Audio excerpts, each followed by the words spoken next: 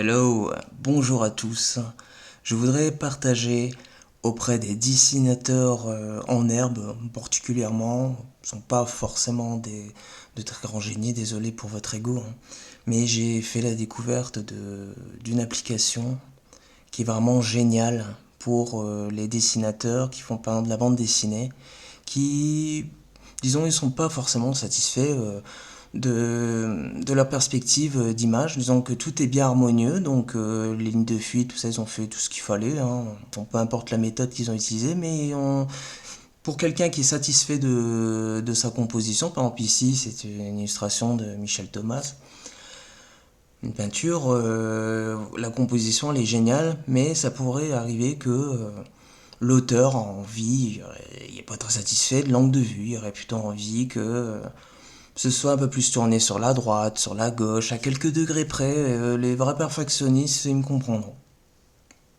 Le but étant d'avoir la bonne perspective d'image dans une case par rapport aux autres cases, pour que dans l'ensemble ce soit vraiment le mieux du mieux.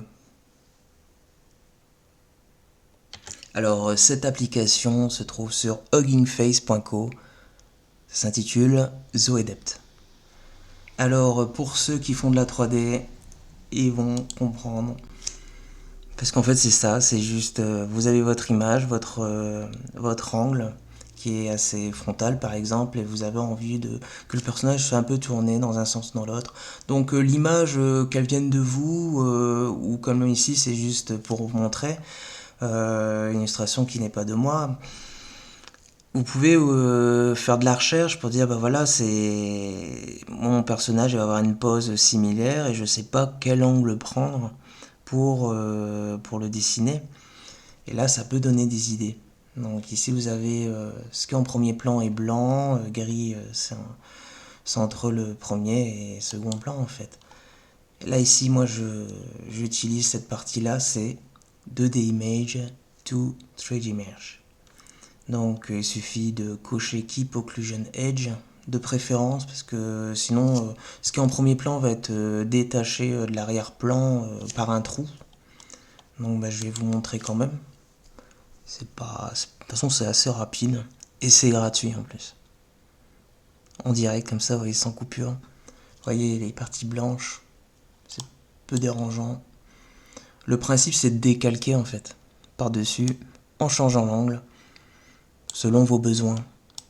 Alors que ce soit juste pour avoir des idées ou vraiment rattraper un dessin, mais bien sûr en faisant une capture d'écran vous n'allez pas avoir un dessin vraiment fini et puis découvrir des éléments derrière votre personnage juste en tournant comme ça, non, ce qui n'y est pas dans l'image ne va pas s'inventer comme ça, comme avec l'intelligence artificielle. Peut-être qu'un jour ça se fera avec l'IA, ça serait vraiment génial. Ouais, on pourrait voir ce qui se passe derrière le personnage, ça serait vraiment magique. Il y a de l'espoir. Alors, une fois que vous avez coché Keep Occlusion Edge, vous avez tout d'une manière pleine. Mais bien sûr, c'est avec des effets flous. Et je vais vous montrer ça sur la seconde application. Elle s'intitule Babylon.js.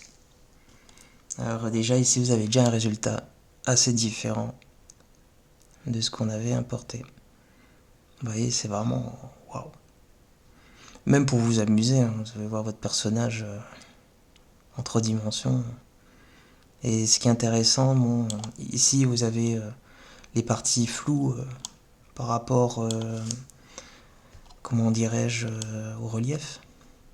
Mais si vous tournez votre personnage de cette manière-là, ici pour cette zone-là, ça va cacher une partie du décor. Et vous avez vraiment une partie finie en fait. Vous avez juste à décalquer. Et bon, malheureusement les couleurs sont un peu ternies. Mais vous pouvez faire une capture d'écran. C'est aussi simple que ça. Vous avez sur votre clavier, hop, capture. Vous faites copier dans le presse-papier si vous l'utilisez tout de suite, la découper. Ou si vous faites plusieurs captures pour faire vos recherches, vous faites enregistrer. Donc vous faites votre capture. Vous changez d'angle. Ça c'est pas mal aussi. Clac. Et voilà, en fait l'idée est toute simple. La vidéo, elle est pas terrible, mais l'idée dans le fond de la vidéo est vraiment très très utile et c'est une belle découverte pour les dessinateurs qui font surtout de la ligne claire.